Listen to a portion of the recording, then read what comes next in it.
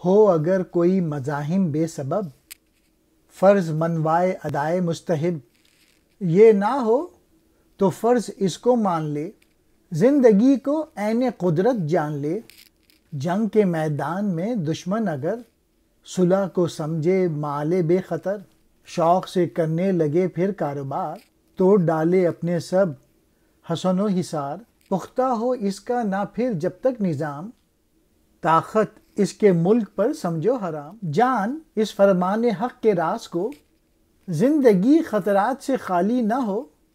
شرع کا یہ ہے تقاضا وقت جنگ، شعلہ بن کر چیر دے تو حلقے سنگ۔ جنگ ہے قوت کا تیری امتحان، راہ میں لاتی ہے لاکھوں سختیاں۔ سختیوں سے پھر یہ کہتی ہے گزر، سینہ الون رکھ دے چیر کر۔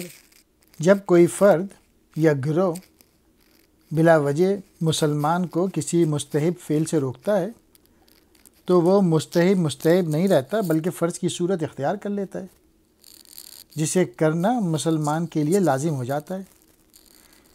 اس کا مطلب کیا ہے؟ یہ کہ زندگی قوت و قدرت کے سوا کچھ نہیں۔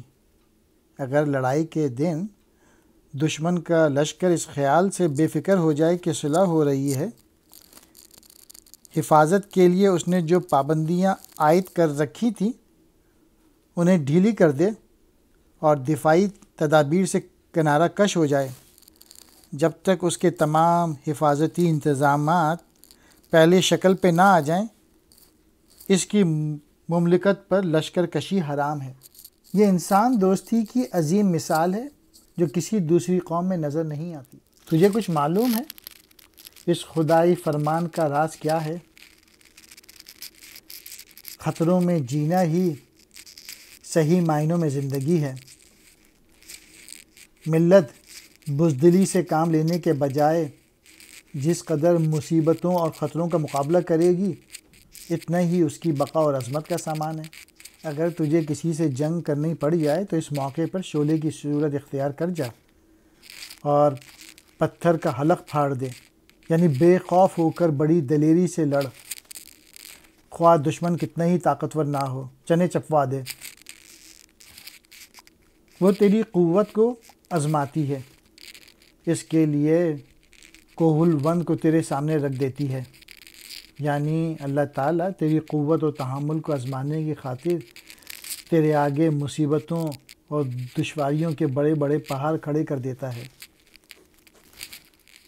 پھر وہ کہتی ہے کہ کوہ الوند کو سرما بنا دے اور خنجر کی گرمی سے کوہ الوند کو پگھلا دے، مصیبتوں اور دکھوں کے پہاڑوں کو توڑ کے رکھ دے، یعنی بڑی سے بڑی مصیبت کا ڈٹ کر مقابلہ کر اور یوں اپنے لیے راحت اور بقا کا سامان کر۔ مزاحم روکنے والا، مزاحمت کرنے والا، رکاوٹ ڈالنے والا، مستحب حضور نبی کریم کا پسندیدہ وہ عمل جس کو کرنا ثواب کا باعث ہو، لیکن اگر نہ کیا جائے تو اس کا کوئی گناہ یا سزا نہیں ہے۔